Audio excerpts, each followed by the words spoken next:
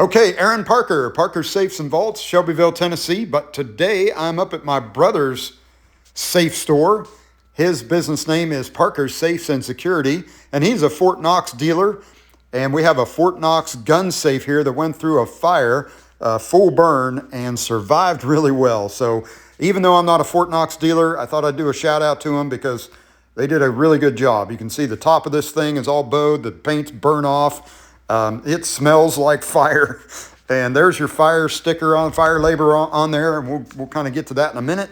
But everything still worked. The bolts and everything still worked. The lock was busted off when the excavator drug it out of the ash pile. You can see that the fire seal expanded and did its job. One thing you'll notice here in a second is all the fire-rated gypsum sheetrock that they use for their fire lining stayed in place, and that's because Fort Knox presses that onto a bunch of little spikes and it stays put. So a lot of safes after a fire, that drywall is all fallen in and caved in, and then these are big box store safes I'm talking about. They generally don't do a real good job, but Fort Knox, fine job right here. The door bag, the door organizer, really good shape still. The contents were in great shape. The fire, this safe did have, this was a Protector 6031, and it did have an additional half-hour fire lining added to it. So it had a 2-hour rating at 1680 degrees, and the internal temperature got to 275 degrees, where 350 is generally the cutoff. So it did a good job. Here's the contents. It's a little hard to figure out on this picture, but the safe is laying on its side.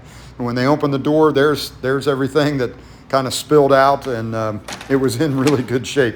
If you notice, they did have a gun sleeve on, or gun sleeves on some of their long guns, and a fireproof bag for like their paperwork and that. And I always recommend that as well.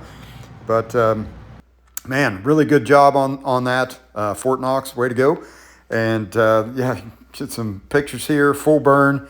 It was 4 hours after they put the fire out. That safe still registered 1400 degrees, and they didn't get it out of there for about 40 hours before they opened it up. But hey, if you're in the market for a quality safe or vault door, give Brian a call up in Ohio, or us a call here in Tennessee. And thanks for having a look. We'll catch you later.